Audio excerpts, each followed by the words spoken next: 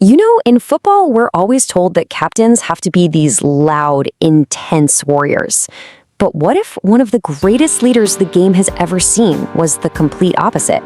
Today, we're going to break down the silent leadership of Paolo Maldini, a guy who commanded absolute respect for 25 years, often without raising his voice. So when you picture a football captain, you probably imagine the myth, right? The loud, chest-thumping general. But the reality of Paolo Maldini was something else entirely. He was the quiet professional, a leader who won battles with his brain, not with his voice. And that brings us to the big question we're here to answer. How on earth did a guy this reserved become one of the most effective and respected captains the sport has ever seen? Okay, so to really get Maldini, you first have to understand the kind of leader he wasn't. Think about players like Roy Keane or Sergio Ramos. They're legends for sure, but they lead with fire, with emotion, with a very vocal approach. They really embody that classic warrior spirit on the field. But Maldini? His whole philosophy was completely different. It was all built on one simple idea.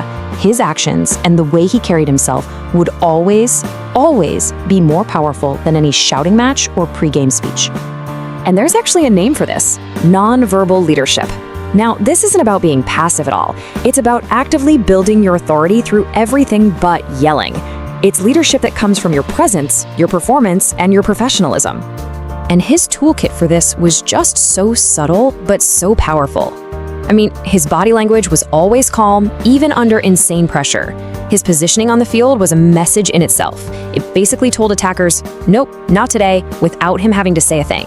And when he did talk, it was minimal, precise instructions. And the result of all that? He built trust, not fear. And this quote just says it all, doesn't it? His former teammates all say the same thing. Just having him on the field behind them made the entire team feel secure and confident. His quiet composure wasn't a weakness, it was his greatest strength. But let's be real for a second. This quiet style of leadership, it wouldn't work for just anybody. It was only effective because it was built on this ridiculously solid foundation of pure excellence and professionalism. So let's break down those pillars. It all starts with this number right here, 25. 25 seasons playing at the absolute highest level of football, and all for one single club, AC Milan. That kind of longevity, that kind of loyalty, it's almost unheard of. It's the bedrock of his authority. I mean, you just don't argue with a guy who's done it all for that long. Next up was his legendary football IQ. See, Maldini's greatest weapon wasn't his physicality, it was his brain. He completely mastered the art of anticipation, reading the game 2 or 3 steps ahead of everyone else. His positioning was so perfect that he rarely even had to make a desperate sliding tackle. And his decision-making was just always so calm, so rational. He outthought his opponents way more than he outmuscled them.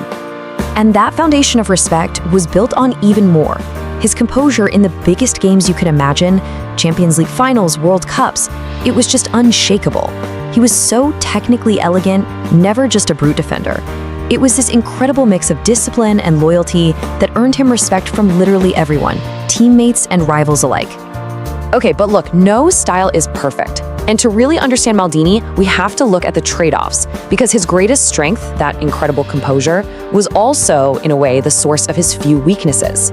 So let's put him side by side with that vocal leader again. A captain like Roy Keane could light a fire under a team with an angry speech. Maldini's quiet example, it might not give you that same emotional jolt when you're down 2-0. Where other captains would try to intimidate opponents with aggression, Maldini just wanted to neutralize them with his intelligence. It's a trade-off, right? And if you look a little closer, you can see the other side of that coin. He was never a charismatic public speaker, that's for sure. He didn't have that raw physical aggression of some of his peers. And of course, near the end of his career, he naturally lost a bit of pace, which meant he had to rely on that amazing positioning even more. So, when you put it all together, what's the big lesson from Maldini's career? What is the real legacy of all this silence? When you boil it all down, Paolo Maldini's career is definitive proof of one simple thing.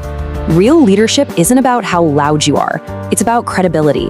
His authority wasn't just given to him, it was earned, day after day, through decades of consistency, intelligence, and just unwavering professionalism.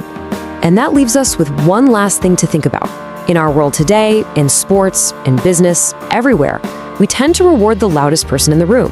So what can we learn from a guy like Maldini? What is the true and maybe underestimated power of leading with silence?